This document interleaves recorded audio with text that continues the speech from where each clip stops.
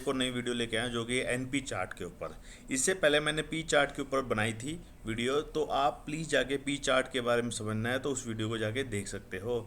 देखिए, बात करते हैं एनपी चार्ट की यूज़ की। तो देखिए, हमने देखा था पी चार्ट का यूज़ और एनपी चार्ट का यूज़ डिफेक्टिव केस में आता है। जैसे कि गाड़ी, जब कोई कार में कोई डिफेक्ट्स है, मतलब एक ही गाड़ी में बहुत सारे डिफेक्ट है जिससे कि वो प्रोडक्ट यूज़ नहीं कर सकते, तो वो डिफेक्टिव प्रोडक्ट होता है। सो डिफेक्टिव प्रोडक्ट के केस में आप पी चार्ट और एनपी चार्ट का यूज़ करेंगे। अब पी चार्ट और एनपी चार्ट में क्या डिफरेंस है? पी चार्ट बेसिकली जहाँ पे लोड साइज वेरी करता है, डिफरेंट लोड साइज होता है, वहाँ पे करते हैं यूज़।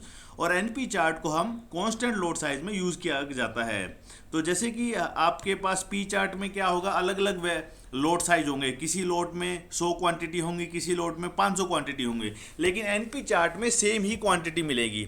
देखिए, इसको एक एग्जांपल से समझते हैं। मान लीजिए कि आपके पास एक डाटा है जिसमें आपको 200 का एक सब ग्रुप दिया गया है।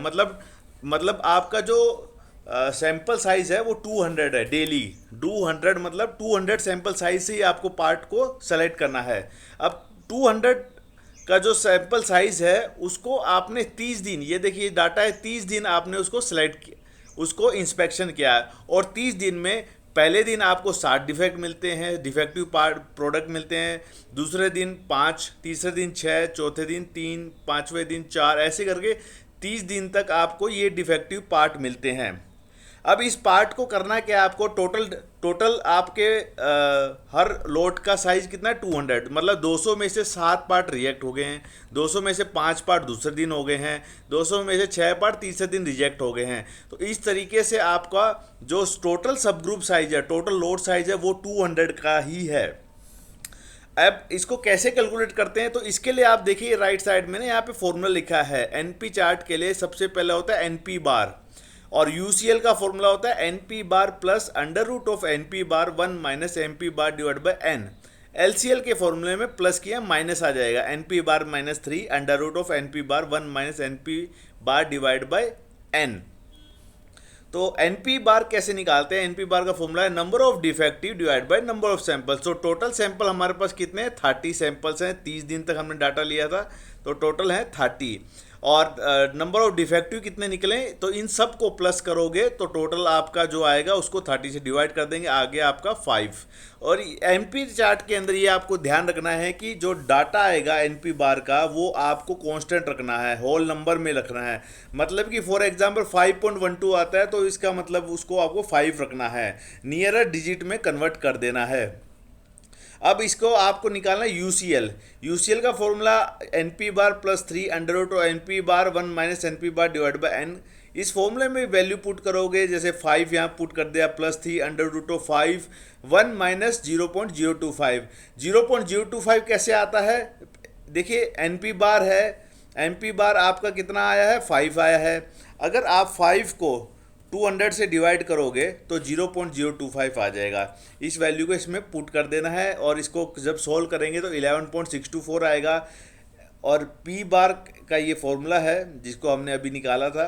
एलसीएल का फॉर्मूले में आपको माइनस कर देना है, जिसकी वैल्यू -1.624 आ रही है। तो -1624 आ रही है, तो इसको हमें नियरेस्ट जीरो से इक्विवेलेंट कर लेना है। तो आपका लोअर लिमिट क्या होगा? 0। अपर लिमिट क्या होगा? 11.64। सो 0 से 11.64 में कोई भी वैल्यू को चेक करना है इनमें से। तो यहाँ पे आप देखोगे कोई भी वैल्यू आपकी 11.64 के बाहर नहीं जा रही है, 11.624 के बाहर नहीं जा रही कोई भी वैल्यू। इसका मतलब आपके सारे पार्ट्स कंट्रोल लिमिट में है, प्रोसेस आपके कंट्रोल है, प्रोसेस इज कंट्रोल। पी बार निकालने के लिए एक पी बार को ही, देखिए पी बार को ही N P bar divide by N बोलते हैं। पी बार निकालने के लिए एक और मेथड है कि आपका ये टोटल आएगा। जैसे अगर हम इसको सम करते हैं तो यहाँ पे टोटल डिफेक्ट आ जाएंगे 150। 150 को 30 इंटू 200 से डिवाइड कर मल्टीप्लाई करोगे तो 0.025 आएगा। या आप डायरेक्टली भी कर सकते हो। तो इस तरीके से आपको एनपी चार्ट में यूसीएल एलसीएल निकालना है। और यूसीएल एलसीएल निकालने के बाद आपको देखना है कि इनमें से कौन से पॉइंट्स हैं जो आपके किस दिन किसी लोट में आपका यूसीएल एलसीएल से ज़्यादा तो नहीं जा रहा है। तो यहाँ पे आप देखोगे एक भी पॉइंट हमारा एल अपर लिमिट से ऊपर नहीं है तो हमारा प्रोसेस कंट्रोल में है। तो इस तरीके से आप एनपी चार्ट को कैलकुलेट कर सकते हो। आई होप ये वीडियो क्लियर हुई होगी आपको। और भी नई वीडियो मैं लेके आऊँगा, जैसे सी चार्ट यू चार्ट के ऊपर भी मैं वीडियो बनाऊँगा। इसलिए प्लीज़ लाइक कीजिए, सब्सक्राइब करें मेरा channel. Bye bye, see you, take care, thank you.